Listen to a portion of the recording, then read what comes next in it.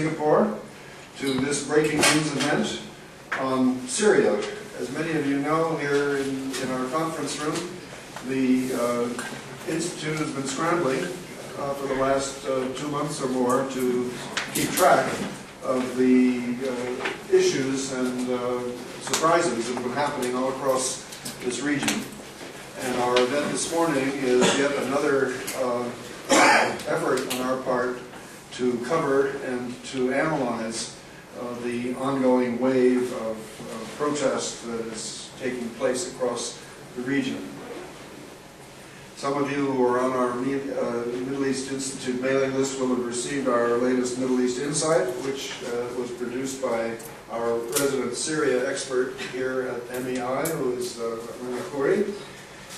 And she joins us in the program today. She will be giving us and some introductory comments for our audience here in Singapore about Syria. And then we will turn to our main speaker, who is with us from Washington, who is Dr. Bassam Haddad. Dr. Haddad is one of the foremost specialists on Syria. He did his doctoral dissertation at Georgetown University on state business relations in Syria. He himself is of Syrian and Lebanese background. He travels regularly to Syria and Lebanon, and he is a man of many other talents as well. One of the driving spirits behind one of the newest and most important websites dealing with contemporary Middle East issues, the Jadaliyya website. And we're very happy that we could get him to come and join us for this session today. I'll look to my notes here to see if there's anything else of huge importance to say about Dr. Haddad. That's plenty. Well, there's more actually, but the other point we might add is that he was the founder and the ongoing editor of an important journal that also emerged from him and other very talented graduate students at Georgetown, the Arab Studies Journal, which is a peer-reviewed research publication. He is also a filmmaker, a maker of award-winning documentary films, particularly a very important one called About Baghdad, and he has done a good many other things. Let me introduce our resident Syria expert, our discussant and presenter, Rana Khoury. Works with me here at the Institute. She is my executive assistant, but she actually does much more than that. She is now our publications executive, and she has participated academically and substantively in a number of our activities. She's published and she has been interviewed on the Asian and American media. She is pursuing her master's degree in Arab Studies at Georgetown University in the fields of comparative and regional politics. She did her undergraduate degree at the American University in Washington, and she has also worked for the United Nations Relief and Works Agency for Palestine refugees in the Near East. So without further ado, I'd like to ask Rana to introduce us to our breaking news topic, and then we will turn to Dr. Bassam. Okay, we're good on, you can hear us, see us? I can hear you loud and clear. All right, great. Thank you, Dr. Haddad, for being with us today. Thank you for having me. I'm going to try to set some foundations and then leave it to you to carry on with modern developments in Syria. At the close of the Second World War, the Syrian state embarked on its journey as an independent state in the international system, practicing genuine self-rule for the first time in perhaps centuries. Yet like other Arab states, the colonial legacy would endure as an acute presence in the form of the newly founded Israeli state in addition to the artificial boundaries drawn between Syria, Lebanon, Jordan, and Palestine, all of which had been much more fluid before. The process of consolidation of the state system produced a particularly tumultuous period in Syrian politics. In the year 1949 alone, the leadership changed 3 times via 3 coups. Amid these fluctuations, and inspired by Pan-Arabism, the Syrian Ba'ath Party led the country into a union with Pan-Arabist Gamal Abdel Nasser's Egypt, merging the 2 states into one, under Egyptian hegemony in 1958. Eventually, Nasser's repression would make an enemy of everyone in Syria, and the union broke after 2 years. Despite the failure of the United Arab Republic, Pan-Arab nationalism remained prominent amongst those revisionary regimes in the region that contested perceived Western imperialism, the state system it imposed, and the reactionary Arab states that cooperated with it. Syria boasted a position of leadership within this regional movement, exemplified by the Neo-Ba'ath Party that assumed governmental control in 1963, and then in 1966 until 1970. Ascending from the ranks of the military and the Ba'ath Party in 1970 to take power in Syria for the next 3 decades, Hafez al-Assad echoed the ideological sentiments of his radical predecessors. However, as a realpolitik statesman, put off by the 1967 defeat with Israel and later debacles with Jordan around 1970, al-Assad would decisively recalibrate away from ideological ventures and towards his own state security interests. The Lebanese Civil War of 1975 to 1990 was the most important affair of this period, drawing Syria, Israel, the United States, and the Palestinians into the chaos of this little Mediterranean country. Al-Assad sent his troops into Lebanon in contest against Israel and in pursuit of regional dominance. Within its own boundaries, Assad's regime practiced the same level of intolerance for dissent or threat. In the same period, an internecine war was waged between adherents of the Muslim Brotherhood and the regime, culminating in the massacre of upwards of 20,000 Syrians in the city of Hama, a stronghold of the Brothers, in 1982. Until his death in 2000, al-Assad managed to keep the country stabilized under his severe political control, even avoiding a coup attempt by his own brother. The transition of power to his son Bashar al-Assad, only 35 years old at the time, proceeded smoothly, and his Western education and overtures to reform inspired optimism about a new phase of modernization for Syria. And I leave it to you, Dr. Haddad. Thank you. All right, the floor is yours, Bassam. What would you like me to touch on as an intro, as a window into our discussion? Well, I think from the point of view of Singapore, people here have been quite puzzled and probably a bit concerned about the wave of protest that has happened all across the region. And it would be interesting maybe if you could relate the events in Syria to this larger trend. You might start that way. Sure. You know, as all of you know, this has started in December in Tunisia as a result of a Tunisian man who was humiliated in a suburb in the Tunisian countryside. And that sparked his basically action of immolating himself, which sparked various kinds of local protests that were then popularized through various media and led to the Tunisian Revolution, and then the Egyptian setting caught the virus, I guess. And we had also a protracted period of several weeks, which ended in the resignation of Hosni Mubarak.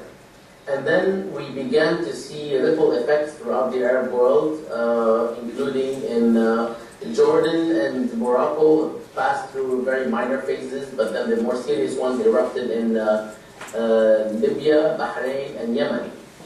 All along, people felt that there are certain countries that are immune to these kinds of protests, and others, including myself, did not think they were immune to these kinds of protests, but that they are not likely to be the next to fall. I have written quite a bit and was interviewed on this matter, and I had said as early as late February and early March that what is happening in the rest of the Arab world is symptomatic of several decades of various political economic policies that have created a huge gap between the haves and the have-nots, created a business class that is extremely cozy with these regimes, that developed and prospered at the expense of the rest of these Arab societies, as well as at the expense of the rest of the business community, I might say.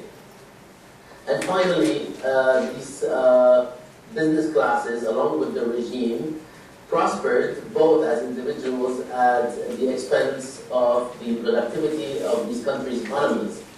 This phase of political economic expansion, which we might call the neoliberal kind of phase, expanded from the 80s and 90s all the way to the past, well, to this year, until this day.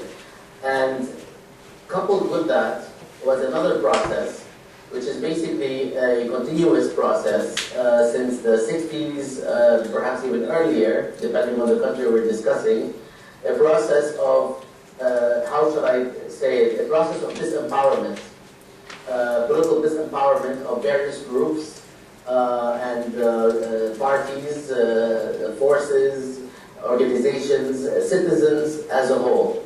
These two processes in general, of course, coincided to produce a large opposition in all of these countries that took the form of an Islamist opposition, largely because Islam at the time was somewhat safer as a venue for mobilization or to mobilize around, because the state could not shut down religion.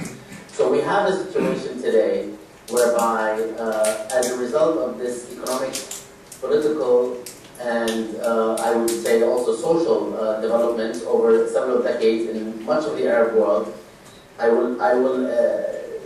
can talk a little bit later about the oil-rich states, but now I'm talking about mostly the non-oil-rich states. We had a development that by the early 2000s, in other words, in 2001 and 2002, we had the situation where more than 50 or 60% of these populations in various countries, in Egypt the percentage is higher, were almost completely shut out of the benefits of development. Not only that, but they saw a dramatic deterioration in their living standards at the very moment where they had no avenues for political redress. They could not take their case anywhere. That situation became unbearable in countries like Egypt, where a large percentage of the population lived under $2 a day. Countries in the region, including Morocco, Algeria, Tunisia, and Syria, had a similar fate, although Syria was not quite as, the situation was not quite as stark. In any case, this situation was reached in the early 2000s, which tells us something very important. And it tells us that what happened today, or this year, is not a function of an eruption of sorts that took place last year or the year before. It's been fermenting for several decades and reached almost a climax about almost 10 years ago. However, as a result of a number of factors, including the internal workings of these regimes and their external supporters, this state of affairs, largely buttressed by a war on terrorism that kind of gave a carte blanche to many of these dictators to sort of operate and repress opposition in the name of fighting terrorism. I think they were given a bit more of a second chance, basically, on life. We reached the end of the decade, the first decade in 2010, and we had, at the time, a serious economic breakdown worldwide. We are beginning to see shifts in the global balance of power, politically and economically, a shift that has affected the fortunes of the United States. We also internally began to see a level of destitution that allowed people in Egypt, beginning in 2004 and 2005, to begin calling openly for the overthrow of the leadership, something that was unthinkable in the past decade. The Kefaya movement in Egypt is an example. There are various other splinter movements that we hear about in other Arab countries, not so much in Syria, but this movement in Egypt started 6 years ago, or 7 years ago, I should say. And by 2010, we had in Egypt alone more than 6,400 protests around the country. So we're not looking at a situation that just came into being. It's really important to think about the decades of the combination of political repression and economic disenfranchisement as a result of the reduction in state subsidies, in state-provided employment, and welfare. So it's important to see the matters in this light. Otherwise, I'm afraid we will be in a position where we might actually believe that a few reforms by this or that president, including the president of Syria, or a few policies of increasing subsidies and increasing welfare, or increasing the space for political action, we might believe that this will actually solve the problem, unless we recognize the process that's been taking place over several decades. So I want to start with this because there are a lot of observers who are just to the scene and are looking at a snapshot view and are having trouble interpreting some of the contradictory developments that are taking place. But I think if we put everything in a historical perspective, we will recognize that there is no reversal after this point. There are some things that have been happening in the Arab world for several decades that are not likely to ever happen again. And I can talk about that if you would like to. Well, look, that is excellent. Thank you very much, because I think that's exactly what we need at this point, to put this situation in its larger regional and even global perspective, and also to recognize the time dimension. Indeed, these social and economic conditions have been percolating, as you put it, for quite a long time.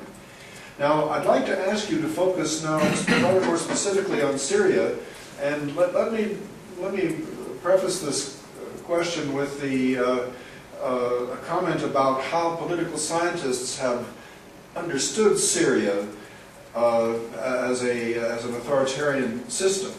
This is a matter that you and I have discussed, and that has been discussed, of course, in the literature to some considerable extent.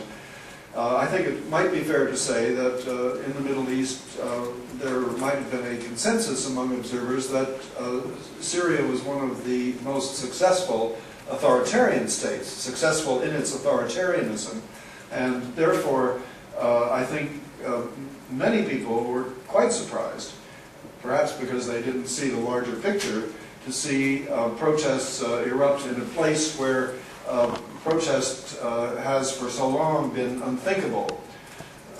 Rana mentioned, of course, the horrific crackdown of the Hafez al-Assad government, the father of the president, in Hama in 1982. And I think one might have thought that because of that enormously draconian response to what was then a serious and rather bloody Islamist challenge to the authority, that dissent would forever be impossible in this place. But this, of course, now has to all be re-examined, and I'm wondering if you could look at the more specific Syrian circumstances and tell us a bit as to how this could have happened at this juncture. Well, if there is a way to enter this, it would be all the debates that have about the difference between Syria and other Arab states. So much has been made of the distinctions between Syria and other Arab states on grounds that are both legitimate, analytically and sound, and other grounds that are not so convincing. I would like to simply say that, first of all, as you well know, social scientists have been able to at least pretend to be able to predict many things, but they've never pretended to be able to predict revolution. So we know that this is something that we can predict. However, if we cannot predict revolution, it doesn't mean that all states are equally likely to, or all countries are equally likely to have uprisings that would lead to revolution. And that is the first distinction that I think ought to be made in the cases of countries like Syria, for instance, and Saudi Arabia. They are certainly, these countries are certainly amenable to revolution, but the level and degree of likelihood that they will actually, we will see a toppling of government there before, for instance, other countries like Yemen and as we saw in Libya, I think is unlikely. I've said so much in an op-ed and an editorial at the Carnegie Endowment Reform Bulletin more than a month ago, and I still hold the view that it is unlikely that a full-scale revolution will take place in Syria next. In other words, Syria is not likely to be the country to fall after Egypt. And I think the reasons that are legitimate should be highlighted, but first we should discard the reasons that are not so convincing. Among the most significant reasons that are put out there that distinguish Syria from other countries, according to actually most of us, except that they don't necessarily prevent uprisings and potentially revolution, the most significant of such, I think, unconvincing reasons is that Syria has a level of nationalist credentials because of its confrontation status vis-à-vis Israel and the United States that will protect it from the kind of upheaval that we saw elsewhere. This argument is problematic on various fronts. It is not problematic because it's untrue. It is actually quite true, and it is actually quite accurate that Syria does hold this position, and that gives it a level of popularity, gives the regime a level of popularity, especially outside Syria, but also inside Syria, that most other regimes do not enjoy. However, as we have seen in other countries, these upheavals, these uprisings and revolts and protests and demonstrations have not been targeting external players, have actually been local revolutions, local protests. It's very to recognize the historical trajectory here that started with anti-colonial protests and revolutions of sorts early in this century and continued until mid-century. The Arab populations at the time were fighting an external force that actually divided the Arab world and carved it according to its own interests in a manner that is sometimes haphazard and created various artificial entities. That period brought to us an anti-colonial revolt era. We are now witnessing what is, in my view, irreversible, and that is a revolt against indigenous leaders who have either picked up since colonial times or who have captured the state and deposed the agents of colonial powers that were left behind and pushed these countries in various directions that were pretty decent and acceptable in the short run early on, but became quite authoritarian and unaccountable in the long run and quite inefficient economically. Syria right now is actually in this situation whereby the revolt that we're observing has very little to do with its external politics. It's actually focused on the daily livelihood of Syrians, and that's why I think we should put to rest the argument that Syria has an exceptional position in the region, because even if you do have this exceptional position, which it does, you lose that position when you start shooting your own people. Because citizens are rational and they know what needs to be prioritized. And hence, when shootings of Syrian citizens took place, that kind of exceptionalism disappeared. So that, if that is put to the side, we begin to understand why the protests are not likely to subside. Whether or not this leads to a revolution is what we can talk about right now.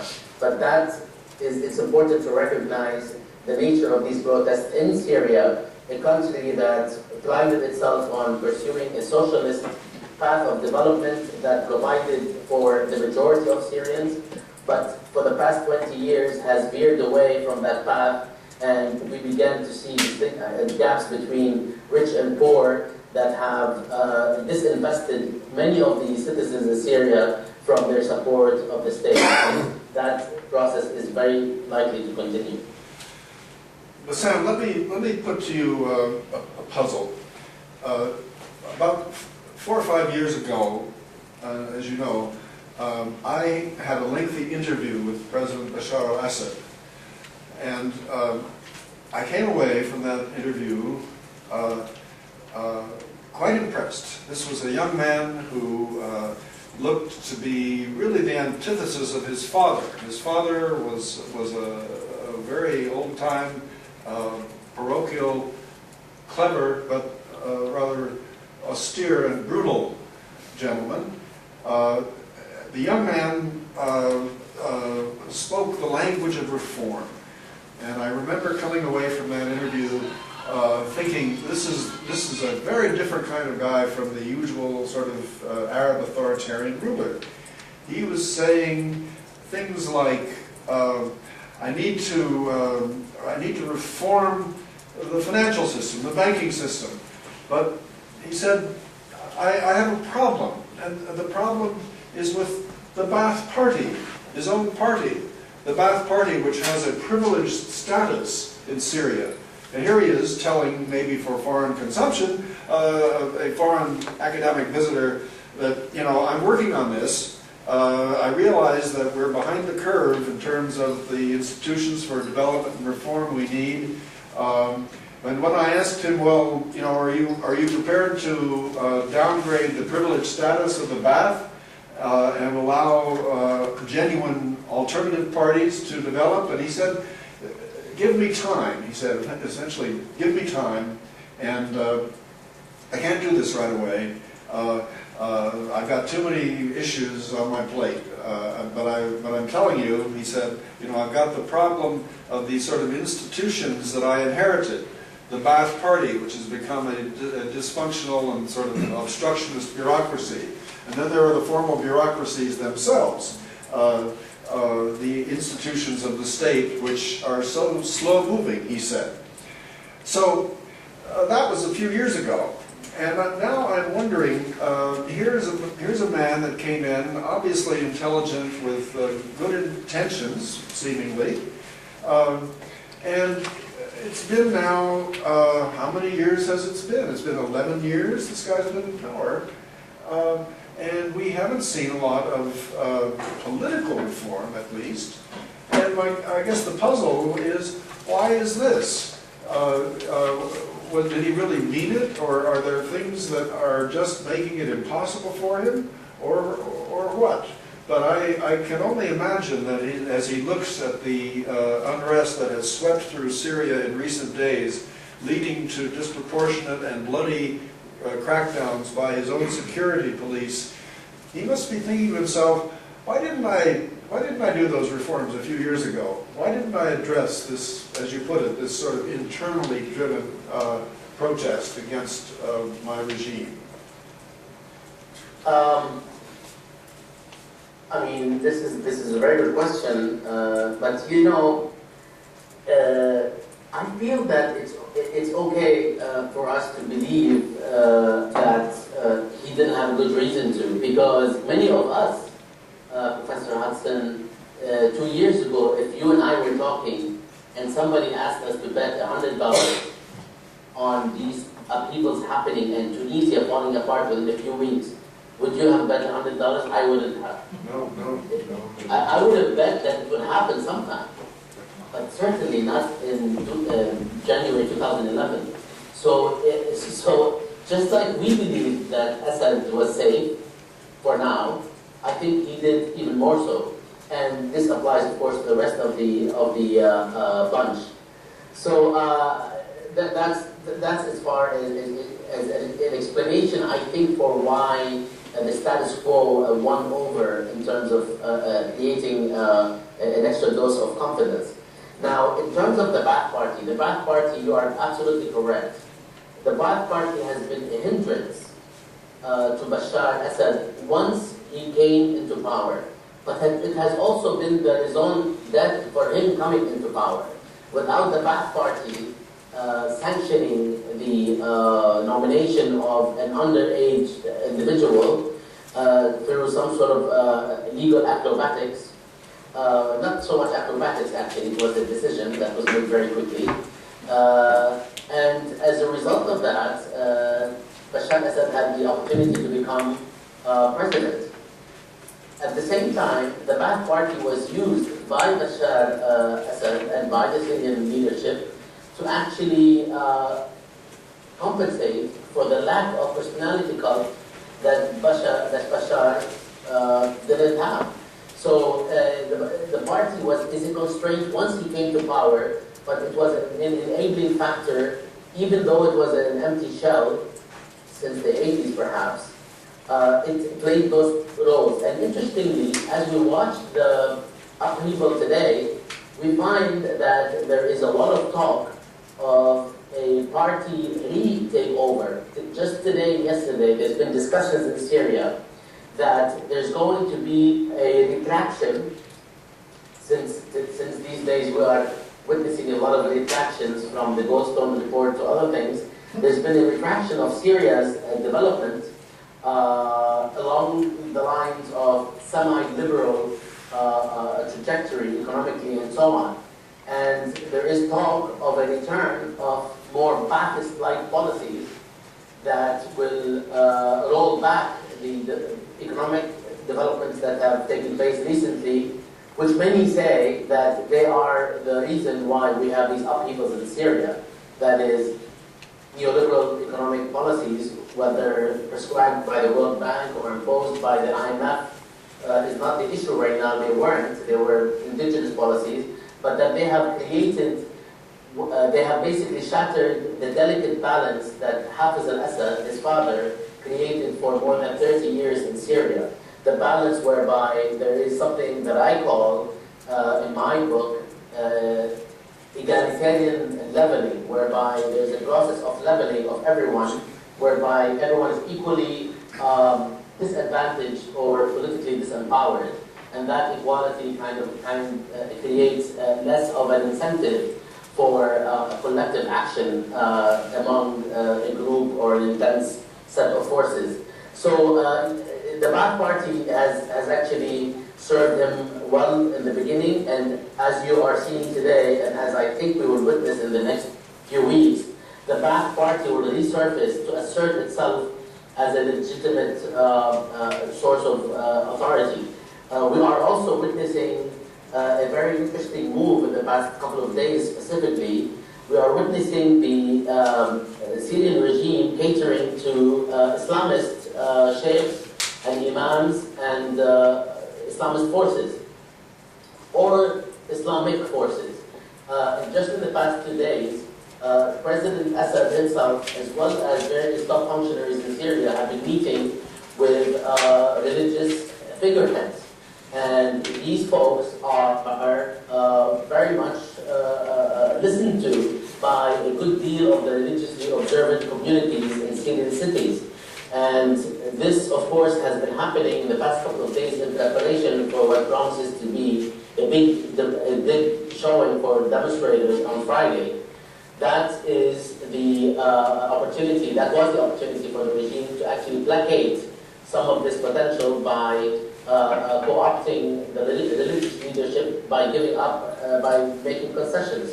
Some of the concessions that were made today and yesterday include really odd things, like closing the only casino in Syria, like allowing the niqab back into universities.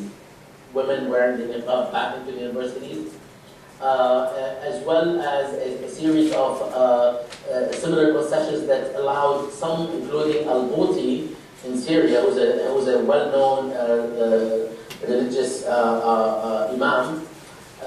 He announced that the state is being completely cooperative and that there will be a possibility for a kind of resumption of normal life and order and so on and so forth. So all of this has happened also under the rubric of the Ba'ath Party, as a party that is now as a shell that is now being utilized once again. So we have that interesting back and forth. And I just want to touch on this other point that I started discussing when I was talking about distinctions between Syria and other countries. It's a good thing for us to recognize that Syrian society is not so much a mosaic in the Orientalist sense, but it is made up of various groupings and various communities. This diversity or plurality, which can be used positively or negatively depending on policies, this plurality may make it difficult for protesters to reach a threshold of a critical mass on the streets at the same time in opposition to the regime.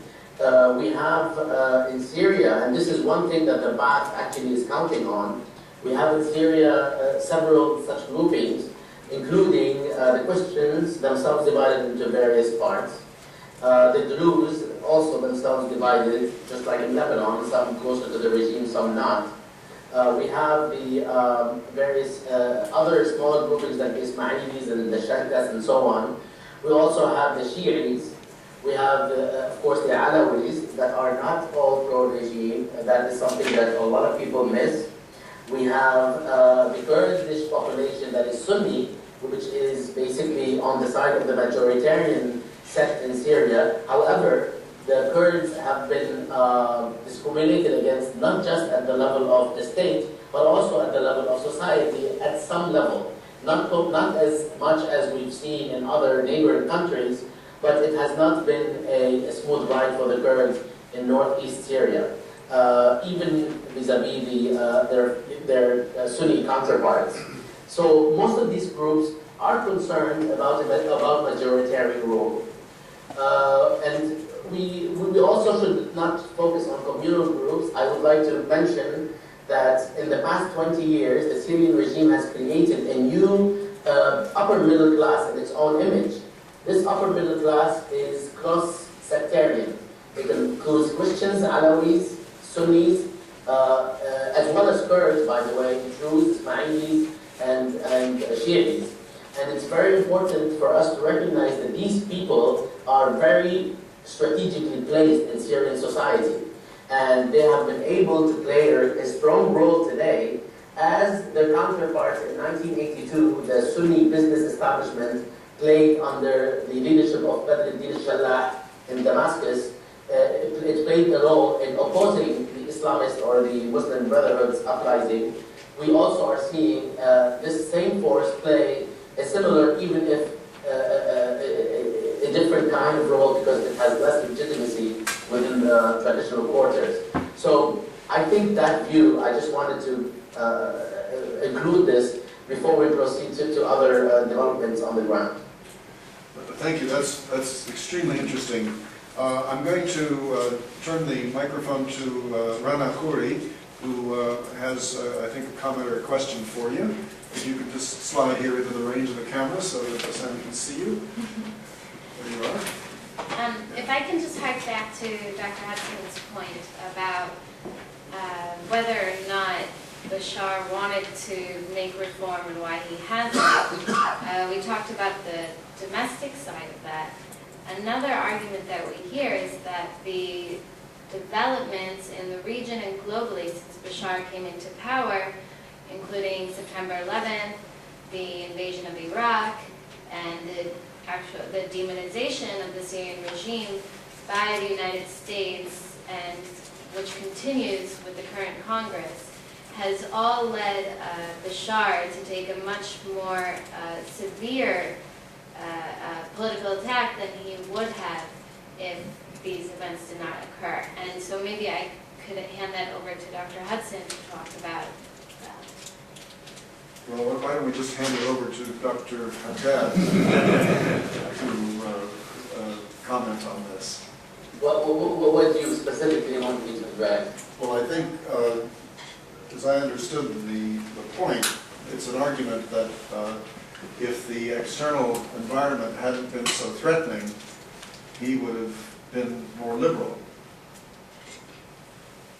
I mean, there has been a myth, and I think in much of the Arab world, a myth that has survived because it is in some measure true. And the myth is that as a result of external threats, one has to suppress their own people to deal with this threat. This myth is false on both logical and political grounds. Logically speaking, if you're experiencing external threats, the worst thing you want to do is disempower your internal setting by focusing exclusively on the military and coercive apparatuses and excluding the majority of the population who will actually allow internal qualities to gain strength, not to lose it. So that's on strictly logical grounds. It's something that's only tenable in certain times, directly after colonial rule ends, for instance. At times when the threat is imminent, and so on. But when you claim that this threat has played a role equally every year for more than 40 years, there's something wrong with this thesis. Politically speaking, this threat actually does not seem to be as threatening as one would think. External threat vis-a-vis many countries in the region, external threat by Israel and the United States is real.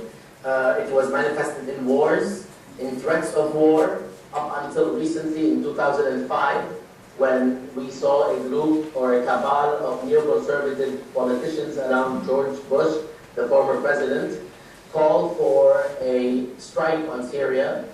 And that was something that we all opposed, irrespective of our position on the internal domestic setting in Syria.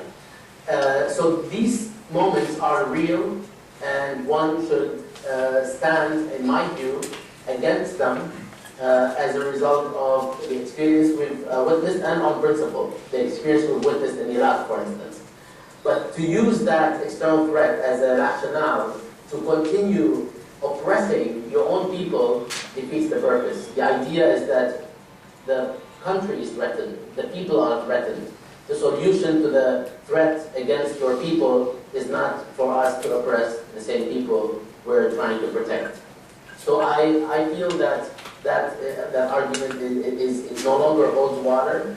And if you look at the history of confrontation between Israel and Syria, for instance, or Israel and any Arab country, for instance, it's been almost non-existent for the past 28 years in the case of Syria after 1982.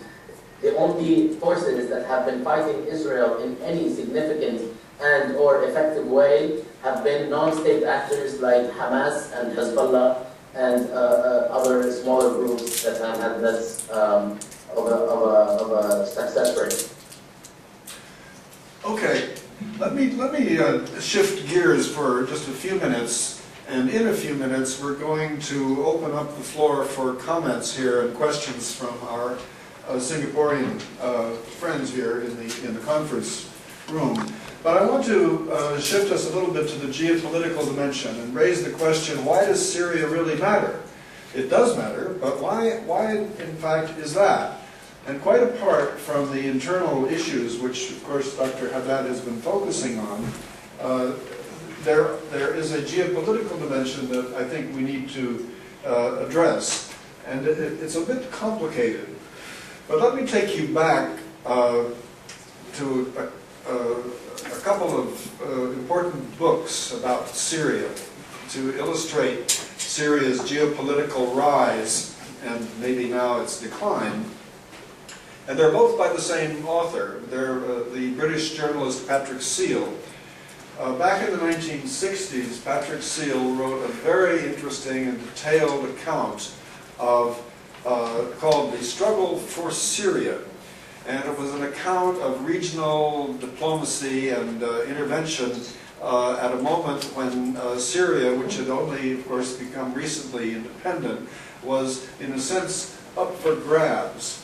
And many neighboring forces were competing to control or at least influence Damascus. There were the Hashemites from two directions, from Iraq and also from Jordan.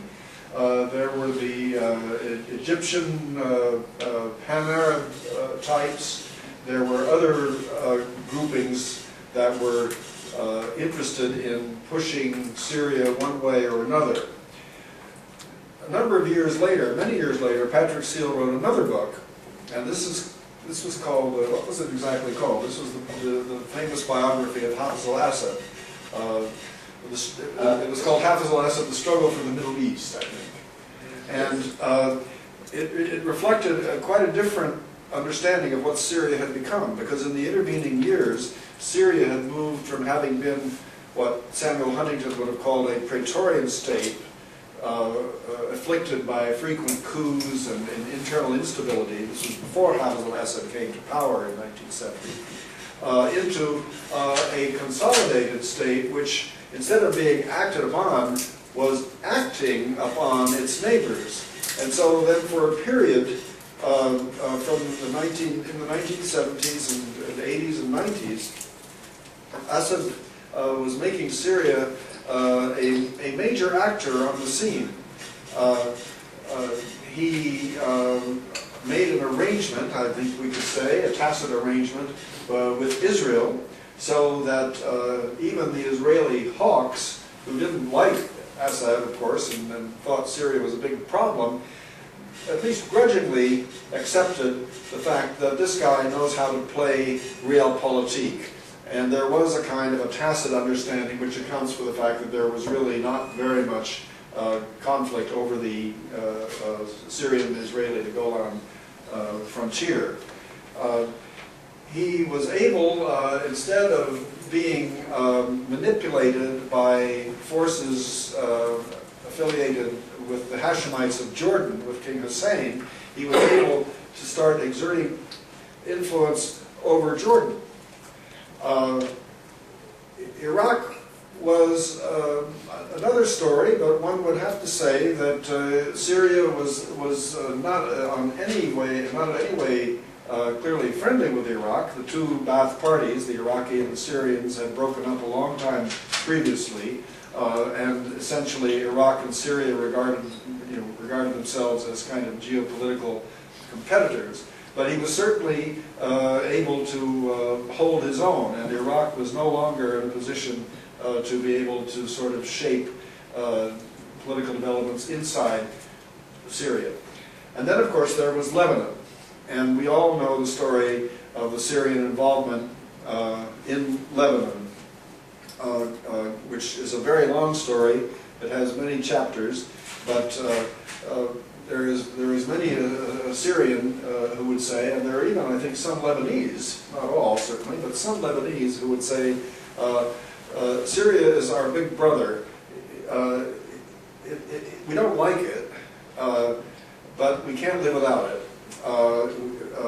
And because we in Lebanon are so divided among ourselves, even though we don't like a big brother coming in to sort of manipulate the situation, we realize that maybe it's better that someone do this rather than let us chew ourselves up inside Lebanon itself. So my point is that Syria had become, and I should say has become, a very key player in this perpetually unstable region of what some people would call Bilad Sham, the area of the Levant, or the Eastern Mediterranean, the Mashriq area. This area that was, after, you will recall, after after the First World War, divided under the Sykes-Picot Agreement and through other agreements that the British had made, into new states, none of which, in my opinion, have ever really consolidated themselves. And so here, finally, at least for a time, was a state that was powerful, coherent, stable, and in some ways a calming factor in an area whose political identities and aspirations are constantly being renegotiated. And that's why when we look at the politics of Syria and the neighboring places, we don't just speak of, Syrian state nationalism or Lebanese nationalism or Jordanian state nationalism. We speak of people aspiring for a greater Syria or an Arab nation or some other formation that does not conform to the state boundaries that ultimately emerged out of the World War I settlements of Sykes-Picot and so forth. Now, I say all this because what happens in Syria today really does matter for a number of reasons. And I would ask you only to consider how some of the neighbors and some of the outside states might be viewing the present situation. I can only guess how they are looking at it. One might start with Israel, and one might wonder, what are the Israeli national security people thinking now that they see this turmoil in Syria? And you can imagine a certain ambivalence. Well, we're happy that this guy has got some problems. That means he's weaker. That means maybe our security situation vis-a-vis Syria is a little bit better. On the other hand, recalling that in the old days of Hafiz al-Assad, the Israelis could say, and Henry Kissinger in the United States, also said, well, he's not a nice man, but you can count on him. He keeps his word, and we have a certain stability. Now, what would happen if some new force, perhaps a more radical or a different version of the Muslim Brotherhood with regional ambitions for change and challenge, should come to power? It's a difficult question. Looking to the Arab neighbors, I think similar questions are probably arising. In Jordan, where there are very similar parallel protests going on even as we speak, and the king of Jordan, the new king of Jordan, Abdullah, is now himself somewhat challenged. One can imagine what is going on up there? And if things should really get out of control in Syria, will this accelerate the unrest that is occurring in Jordan? And on the Lebanese front, one can imagine again a great ambivalence. Many Lebanese who bitterly resented the Syrian heavy-handed domination of Lebanon during its long civil war might be saying, oh well, now they're getting what's coming to them, and we are very happy to see things falling apart, if in fact that is what is happening. On the other hand, they too perhaps are asking the question, if things really return Syria from being a powerful state of Patrick Seal's later book back to a Praetorian state of instability with Patrick Seal's earlier book, is that going to, in a sense, destabilize Lebanon? These are interesting questions, and of course one could push this one degree further and ask, but you're in Washington, you probably know more about this than we do, but we might be asking, what are they thinking in the State Department? The administration finally was able to send an ambassador back to Syria, circumventing congressional opposition to such a thing. But what do you suppose the Americans are thinking about as they look at this particular situation? Because like the Israelis, I think the Americans have said Hafiz al-Assad and his son are probably in the sort of in the geopolitical sense, performing essentially a stabilizing role. What if that were to change? So what do you suppose our ambassador, the American ambassador in Syria, Mr. Ford, is saying to Bashar al-Assad? Anyway, many questions, but I'd be interested in your response and in Rena's response, and then we'll you're not being fair to me, Mike, because you kind of covered most of the ground. So I'm not sure what I should talk about. But I will say a couple of things that will address some of the really, the right questions that you've alluded to or actually asked. I would like to give you, because as you were talking, I was thinking about something that I've been wanting to write about, and it's the following. If you consider, just like in the theater, if you consider two scenes, the scene that we are in today, and perhaps for maybe a few months back, up to the summer, and the scene from last year and several years before, if not a couple of decades. The earlier scene was one where the United States, especially after 2003, after basically Iraq fell and the Libyan president came into the US fold, Israel was firmly in the US orbit. Egypt, Saudi Arabia, Jordan, and Turkey were very close allies of the US after 2003.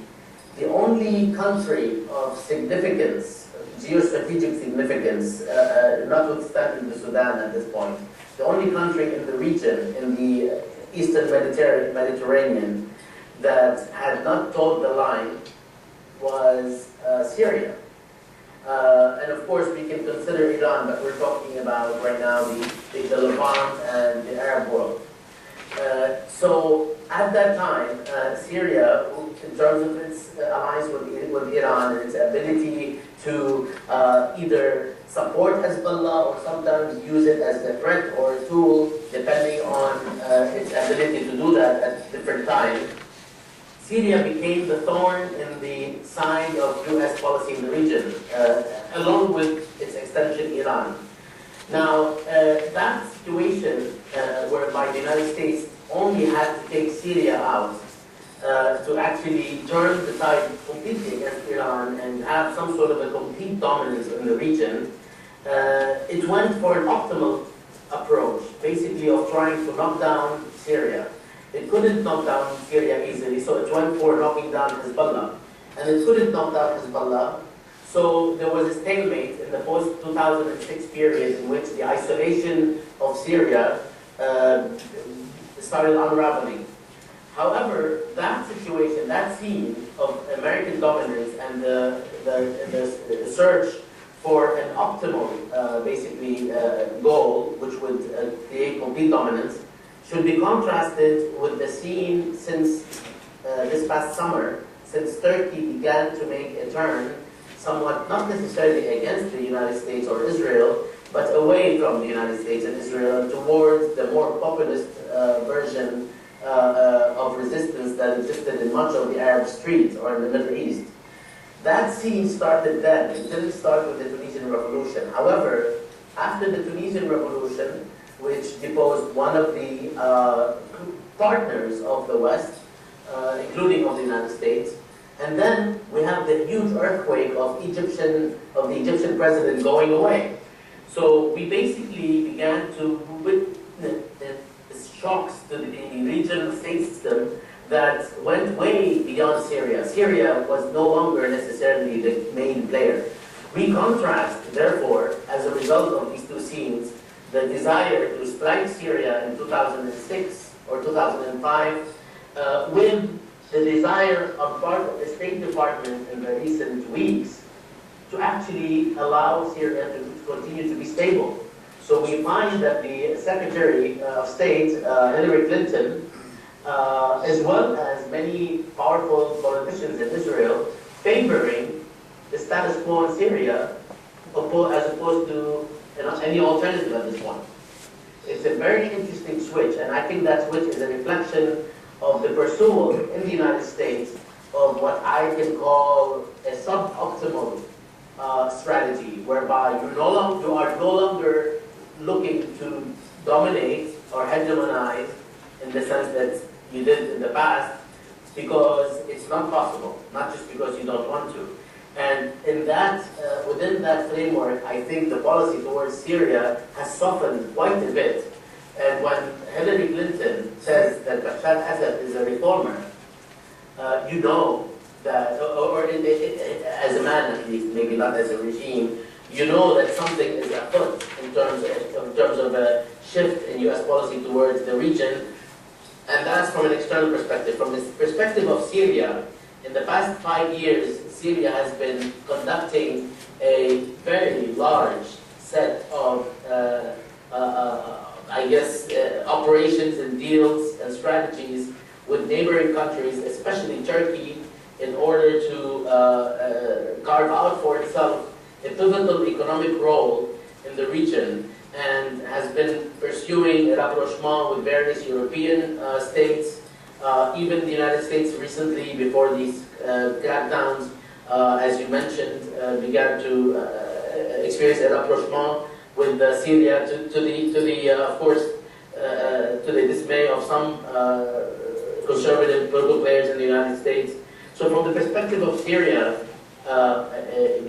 its position in the region is in a state of transition.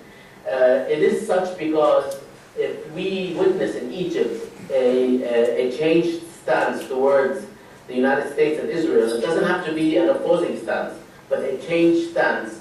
And as we are witnessing somewhat of a changed stance in Turkey, which by the way can go back and forth depending on the Turkish national interest, we might find that the Syrian regime will no longer hold that position of being the only confrontation state, and it must find another basis to uphold its nationalist credentials and to continue to be able to play or to fight above its weight, which is what you mentioned aptly, what Hafez al-Assad did since 1970 up to 2000. He allowed Syria to punch above its weight, and I'm doubting that what's been happening recently will allow Syria to continue to do that, because we are seeing the emergence of what can be romantically called, but perhaps accurately, the emergence of or insurgence of people power. And that's going to put strain on countries like Syria or regimes like Syria. Okay, thank you for that. It's very helpful, complicated but helpful. And now I think it's time to open up the discussion to members of the group here in the conference room in Singapore. So we will follow our usual custom, and if you would simply identify yourself very briefly and speak. I think, will any of these microphones, Ramel, pick up what people want to say? Speak, but speak loudly and clearly. So the floor is open, and Bassem, you can see, I think, the folks here around the table. Yes. Yeah. Okay. Yes, please. I think you may not even need to. I think it'll pick you up just as it is. Thank you very much. I'm Kasi Raja, a senior academic, and to use the doctor words of Professor Michael Hudson, a Singaporean friend who is very concerned about the events in the Middle East, which you have romantically called people power. But I, as a Singaporean, am a beneficiary of good law, order, and excellent legal system here. I'm concerned about any uprisings in any other part of the world. And don't you think that a strong leadership will have a lot to do with ensuring a certain degree of stability, particularly in Syria? And I would think that a person like the present president, Mr. Bashar al-Assad, with all his problems of what you call a pluralistic society, I will call a divisive society, has been managing it quite well. Particularly, his intention is good intention to carry out reforms economically, and I think a certain degree of strong arm tactics will be necessary in the long run. And I should think that a person like the present president is in an excellent position to do it in a particularly unstable place at this moment like the Middle East. And as for Israel, I would think that Israel will also take the opportunity of grabbing the opportunity rather of trying to embrace a person like Mr. Assad in order to ensure a certain degree of stability, and it might well be a good thing for the Middle East because Israel is after all has a certain degree of stability internally and a good legal system too. What are your thoughts on it, that Mr. Assad is in an excellent position as a strong man, as well as a person who is quite aware of the real politic to handle things very delicately? Thank you for this question and commentary. This is a very important claim and question and statement.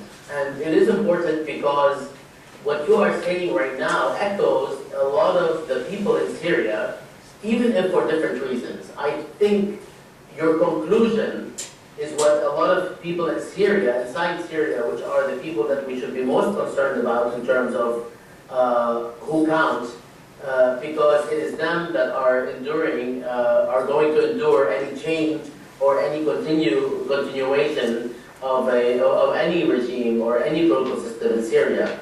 And I think they know a bit more than both you and I about what they need and what they can handle as a polity. And many of them are saying exactly what you're saying by way of conclusion, not by way of rationale.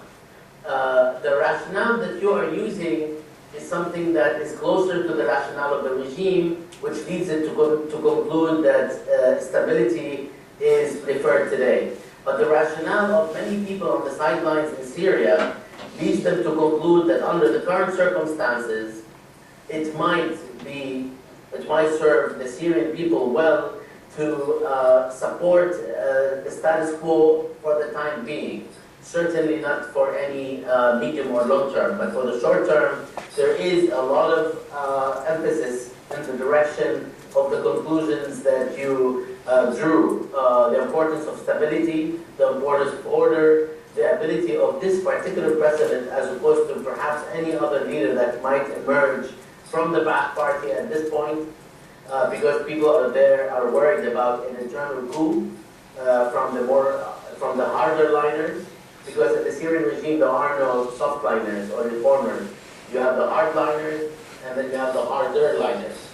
So people are worried about the harder liners, worried that they would actually mount a coup, which is precisely what many people thought happened after the initial declaration by Bukaina Shaban, the speaker on behalf of the presidential palace, the president, when she mentioned after a few days of serious protests that Syria will undergo serious changes that will will include lifting the emergency law and so on.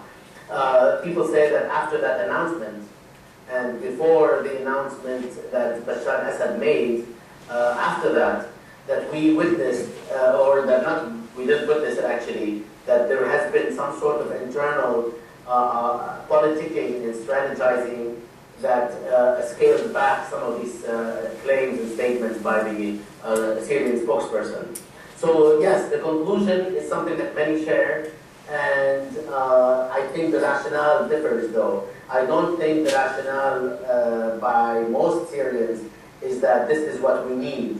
I think the rationale is that this is the lesser evil at this point, and when this wave passes, and when we are able to organize ourselves better in a region that is a bit more stable, considering what's happening in Libya and so on, I think you will find that these protests will re-emerge in a much more sophisticated and organized way, because what is happening in Syria today is simply not sustainable. The regime cannot reform the country enough and stay in power at the same time. It cannot reform the system and the economy to the level that is needed while staying in power, unless they take risks. And the Syrian regime, the Ba'athist regime, since 1963, has been known for a regime that does not take risks and that sees its relationship with the society in zero-sum terms. So absent the bold move to take risks, this regime will not survive, even if all matters stay constant. At this point, it will not survive very long. And the leadership, I think, knows that, and that is why it was able to, that is why it is now trying to buy time by doing a number of things, but none of these things have been sufficient for the opposition. We already have reports from the opposition that everything that's being done right now is similar to a band-aid. It's not likely to work, which brings me to the question of Israel. The legal system and the democratic system in Israel is indeed robust, but it is robust if you are Jewish. So from a non-racist perspective, the situation in Israel is also not sustainable because it simply is going against a trend regionally and locally that I think it cannot do so for very long. I think both regimes, the Syrian and the Israeli, are not here to stay in their current form. Unless Israel drops its racist, ethnic cleansing, apartheid policies in the West Bank and Gaza, as well as inside Israel, vis-a-vis Arab Christians and Muslims, and unless the Syrian regime empowers the people to organize and politically organize and create their own parties, I don't think either system is sustainable beyond a medium-run future. Can I just follow up? Just follow up. Very briefly, please. Very because other briefly. people- Nothing more than 30 seconds. Well, with regard to Israel, certainly the legal system is good, but you can't call it apartheid. And the Syrian system is a temporary system, but that's good enough for my vision. So long as there is stability, both in the region and Israel particularly, the basis can be laid for further improvement by slow and steady steps in the future. Stability first, and then the next steps could be taken up. Like I said, this is the conclusion of so many people in Syria, but I think that is a temporary conclusion because these protests are going to resurface, and I think you will see that this argument for stability has run its course. That has been the argument of this regime for a very long time, and what it got people is 30% or 25% unemployment, a salary that doesn't allow you to feed your children, which creates basically a natural impetus for corruption, and a political system that has disempowered people to the point where they were no longer afraid of bullets. So that stability that the Egyptian regime, for instance, was trying to peddle and talk about, came to a breaking point, and I think Syria will come to this breaking point, perhaps not right now, but it's inevitable. Those of us who go to Syria and have close connections with various groups in Syria recognize that the situation today is just not sustainable. And unless the regime takes some serious and bold moves that involve some form of power sharing, not just liberalization, which means allowing parties to actually first form, which is now being addressed as the revision of Article number 8, which now only allows the Syrian Ba'ath Party announces or declares that the Ba'ath Party is the party of the state. Unless this Article number 8 is removed and other parties are allowed to form and people to organize, I don't think the Syrian regime will be with us in its current phase for very long. But for now, as I argued, somewhat similar to what you've argued, for now, it might be able to weather the storm. But these time horizons questions are tricky now because we might well be surprised this coming Friday after the prayers. Thank you. Yes, please. Question, comment. Yes, is it clear from here where I'm Can- sitting? Can you hear? Sam, can you hear it? Yes, I'll just push the speaker okay, I'll just move it a little tighter. Thank you. My name is Maria Platt. I'm a researcher at the Asia Research Institute here at NUS. This is something that's arisen in today's discussion briefly and has also perhaps been an issue of concern throughout the whole Middle East kind of unrest. And I guess my question is, how real, from your opinion, is the threat of the Muslim Brotherhood in Syria?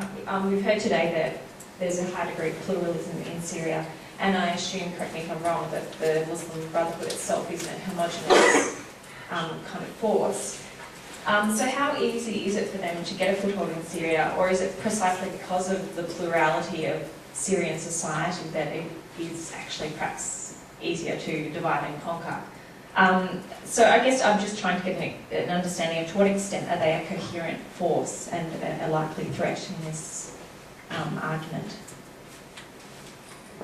Thank you. This is also a very important question. As opposed to the Egyptian Muslim Brotherhood, the Syrian Muslim Brotherhood was literally crushed in 1982, and its remnants were either killed or were sent abroad or escaped. Actually, they were not sent abroad. They just escaped, or they languished in Syrian prisons for some time before they either were killed in Syrian prisons or we haven't heard about them. In other words, there are hundreds and thousands of people that are still considered missing from the 1982, after 1982 attack on Hama, which claimed many thousands of lives. The numbers basically range between 15 and 30,000 deaths in Hama, the city of Hama, as a result of the regime's attack on the Islamists there and the city, because the Islamists only numbered in the hundreds or a couple of thousands, and they actually were not but a minority of those who were killed. After that, you have a period of 29 years until today, where this movement has been almost totally non-existent in Syria. It existed in our Jordan, in London, and other parts of the world, but it also discredited itself as a result of allying itself with the Syrian opposition that operated under the United States auspices. People like Al-Ghadri, one of the leaders of the Syrian opposition faction, for instance, that is connected to a foundation in the United States, actually down the street. It's called Foundation for the Defense of Democracies. All of these words in a lot of big quotation marks. Have connected with the Muslim Brotherhood, have connected with various players that left Syria, like former Vice President Halim Khaddam, and led to the discrediting of these movements, or at least some of their leaders, in the eyes of the Syrian opposition, not in the eyes of the Syrian regime. The Syrian opposition is extremely mature politically. We're talking about the opposition, some of whom have languished in prison as a result of their outspoken declaration.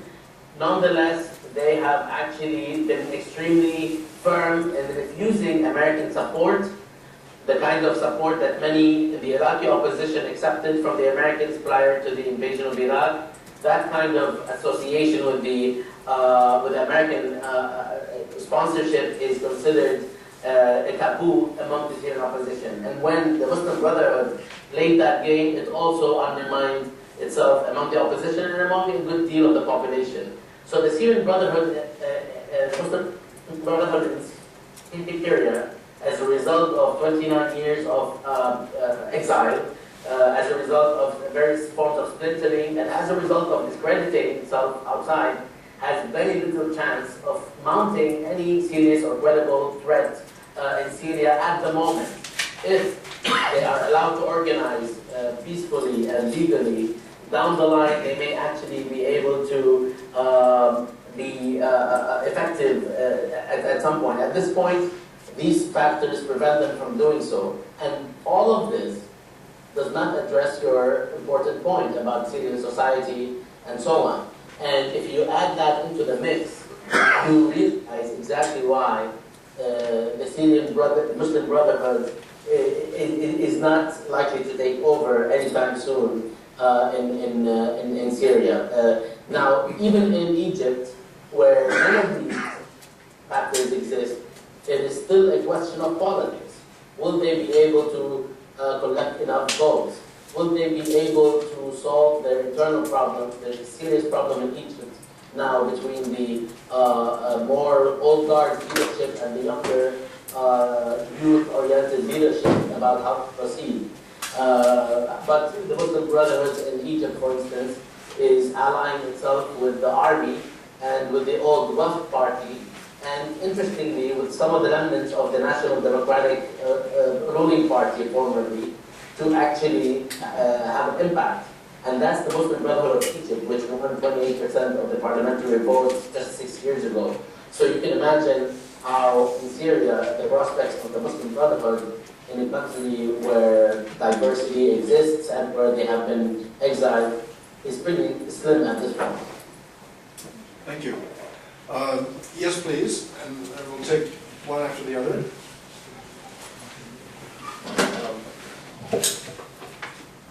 Thank you. Vincent Chama from French Embassy. Very short question. Sorry? He didn't hear you, I think. Oh yeah, Vincent Chama from the French Embassy in Singapore. My question is about Iran. We talk about Israel, the United States. We have seen that Iran has reacted quite angrily when one of his main rivals, Saudi Arabia, sent troops to help the crackdown in Bahrain. What would be the reaction of Iran if the Syrian regime collapses? And maybe Iran will lose one of its major partners in the region. What's your point of that? Thank you. Yes, I mean that's certainly in the cards. If the Syrian regime collapses, Iran will be left virtually alone as a state. Will still have non-state actors that it might be able to support, and it will be supported by. But that would certainly be a major loss, especially in a situation where the region is looking different than before. But that definitely will be the case. However, if you follow pattern of responses in the region, you find that the Saudi regime and most of the Arab regimes are in favor of the status quo in Syria. You also, interestingly, find that the United States and most of the voices in Israel are not for a change of regime at this point in Syria. So the external dimension, the external arena, is somewhat firmly in support of the status quo in Syria for whatever reason and whatever the motivation. So I see a danger for Iran here, but I don't think we are close to seeing the Syrian regime collapse. There's only one caveat that I have mentioned in various articles and interviews, and that is if the Syrian regime or its functionaries or a security apparatus of sorts, if it engages in mass killings, I'm not talking about the kind of brutality that we've seen, because that is brutal, what we've seen, but the kind of mass killings that are, I guess at the mass level.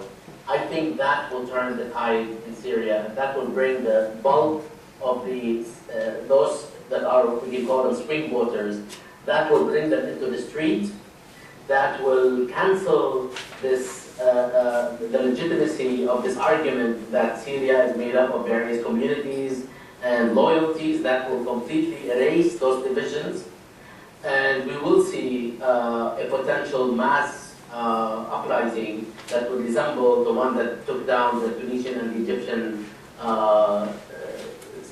heads In fact, in Syria, it will probably take down the regime, because in Syria, the option of Hosni Mubarak leaving Egypt to Sharm el-Sheikh, or Zainuddin bin Ali, then Abidin bin Ali, leaving Tunisia for Jeddah in Saudi Arabia, that option does not exist in Syria.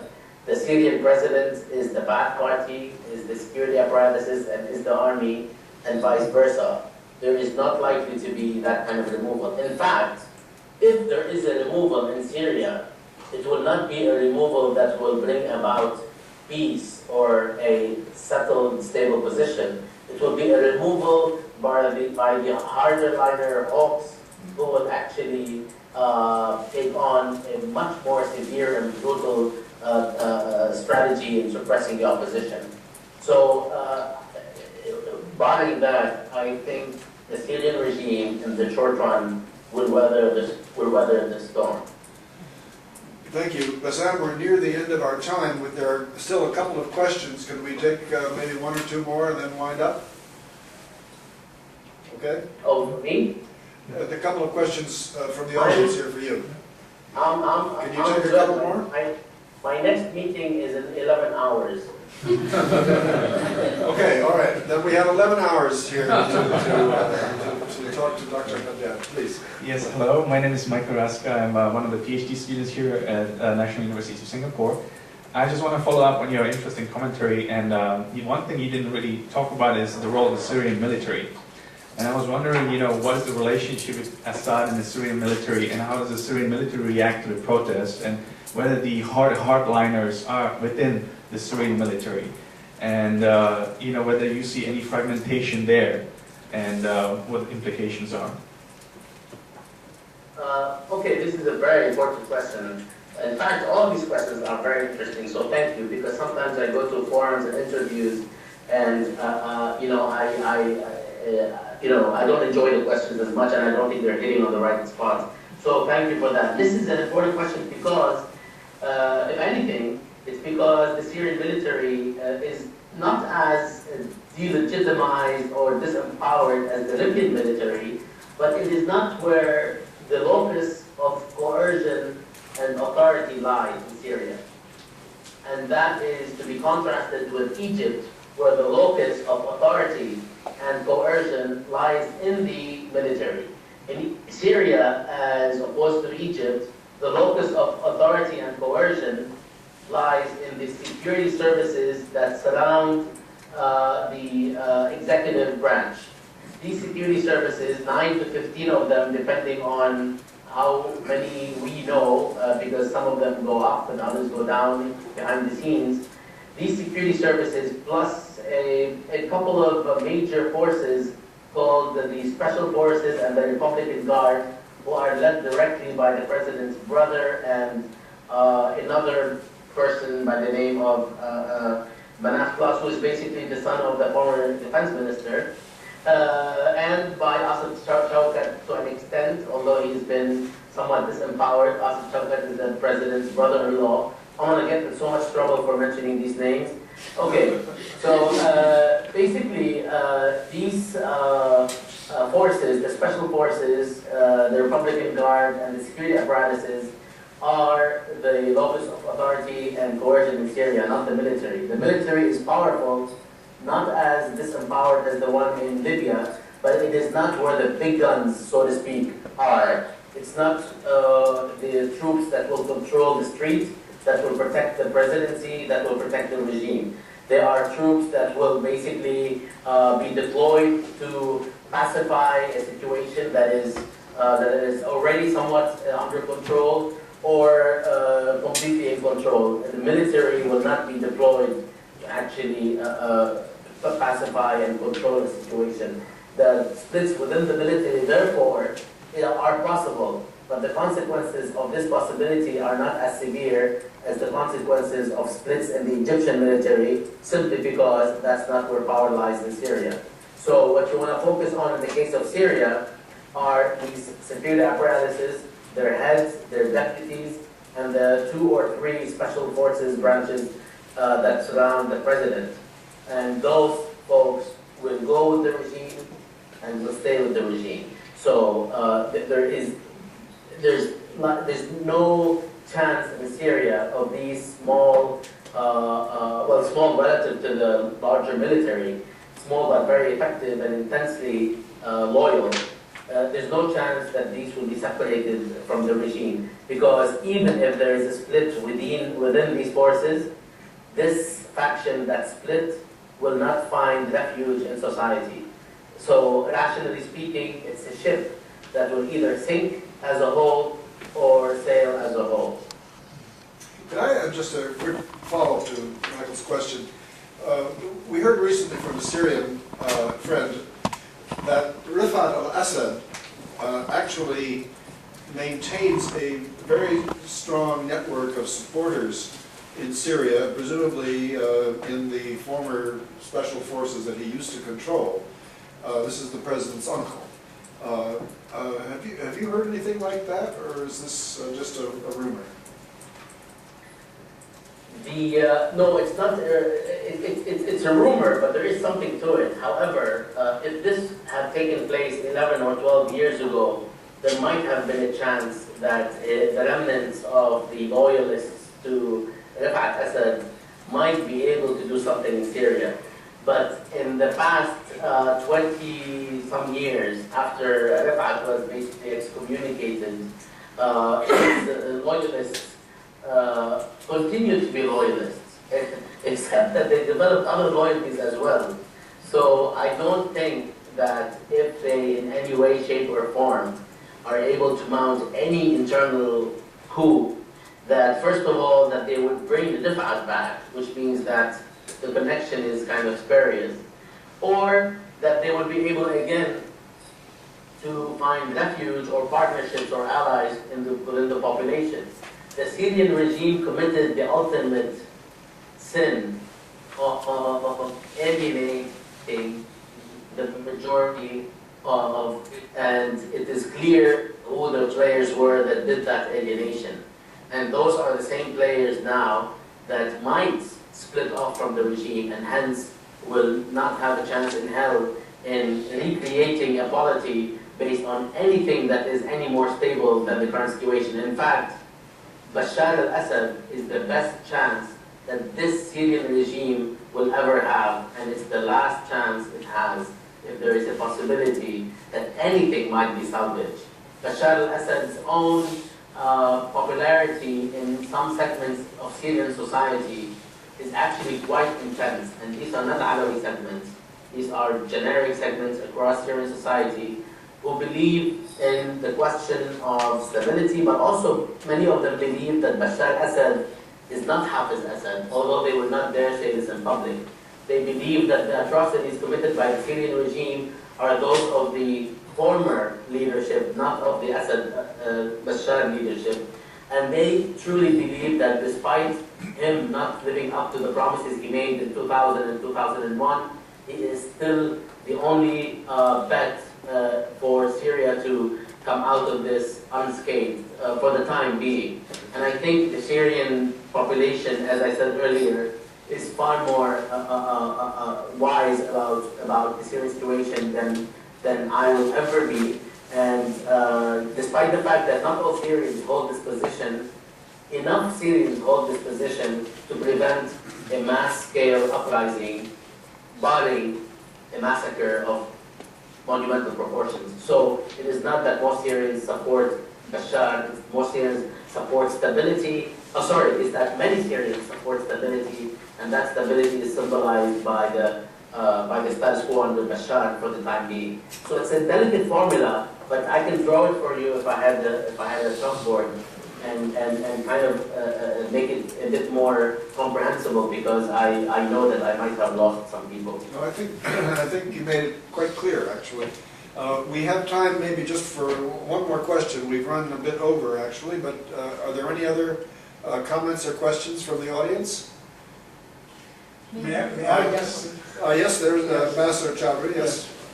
Not Chowdhury, Oh, sorry. Pardon me. yes. Dr. Thank you very much for a very enlightening, a very incisive analysis of the situation.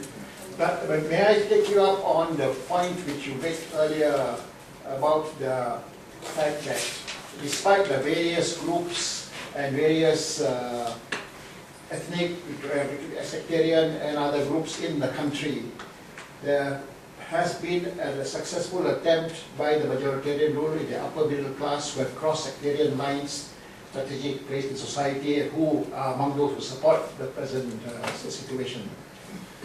By the same logic, would you say that this development, this modernization that has taken place, particularly the development of modern means of communication like the internet, has also succeeded in bringing together and uniting the younger generation to cut across sectarian, regional, geographical lines to want to demand and seek reforms in the way that their counterparts have done in North Africa, and particularly in view of the fact that some thousands of students reportedly have been arrested for blogging and for writing graffitis, and this is energizing a whole lot of young people to come out in sort of another Facebook type of uprising, or at least trying to organize themselves in resistance to the regime. Is that a possibility that the younger generation now will be able to provide that groundswell or to bring about what you call a people's power revolution? Okay, well, this is again another question that touches on perhaps the most significant demographic factor in the past maybe 15 years in the region. We have a very youthful population throughout the region, and Syria exemplifies that condition. Most Syrians, more than 55 to 60%, are between the ages of 55 to 65. 250 or 280,000 Syrians will enter into the job market every year. These people are drawn, these job entrants are drawn from this particular group. At the same time that unemployment has reached double digits and is now upwards of 15%, and we're talking about real unemployment, we're not talking about underemployment and so on. So basically, if you calculate mathematically all of these factors and use quantitative methods, which I do not use, you will come up with basically a conclusion that Syria 10 years ago should have fallen apart, but it didn't. However, every single year, the youth bulge, what is called the youth bulge, is creating pressures that cannot be contained by some of the policies that are now being formulated and implemented to placate the situation. Syrians don't want a little bit more money in their paycheck. They don't want, at this point, the government to subsidize fuel prices by 10 or 20%. They don't want bonuses. What they now want is a major overhaul of the economic system combined with the provision of avenues for political participation that is meaningful. So we have crossed the line from the need for material rewards and material opportunities and rights for political participation to the realm of human dignity, whereby what is needed cannot be satisfied by this or that formulation unless it is extremely radical and fundamental, which, as I said, I do not think the Syrian regime is willing to make that, because it looks at the situation today and it sees that a lot of people have went back home. The uprisings have somewhat been scaled back. So they are emboldened, I think, which is a big mistake, because they have an opportunity that if they miss today, they will not have it again. And finally, I just want to assert that, of course, the new social media is playing a role. But it is very important for us to recognize, again, the historical perspective, which has created millions of disenfranchised Syrians who do not need to be connected through Facebook in order to know that their salaries don't make ends meet and that's in 2002. So that's 8 years or 9 years after that, and the crisis is deepening. The last thing I want to say before I don't want to leave you with a hopeful note. I'm joking. I don't want to leave you with a positive note. I want to leave you with a really actually negative note, which will make this more anchored in reality. This whole analysis. In the past 2 years, 1.4 to 1.6 million Syrians have migrated from the countryside to the city as a result of the drought that has taken place in the past several years, since 2003, 2004. So we have a catastrophic development that is going to actually shape the foundation of the Syrian polity with or without these revolutions. And the situation is worsening in the next 2 to 3 years, whereby I had the opportunity to learn from an insider that the government is estimating that another 1.8 million people will leave the countryside in the next 3 years, creating a number of, somewhere like 3 million people out of 22 or 24 million people. If you do the math, that's about 15% of the population that is going to move into the cities where there isn't enough housing, there aren't enough jobs, and there certainly isn't enough infrastructure. So what we are doing, what we are observing, is the creation of the conditions that plagued Egypt for the last 20 years, but we're creating them all at once within a few years. And that is on the minds of the more refined minds in Syria, as much as the protests are. Okay, I think we're going to have to leave it at that. Dr. Bassam Haddad, thank you so much for giving us your time and your expertise and your insights. Much appreciated. Thank you to the audience for their excellent participation and questions. And we will now say good night to you and good morning to the rest of us here.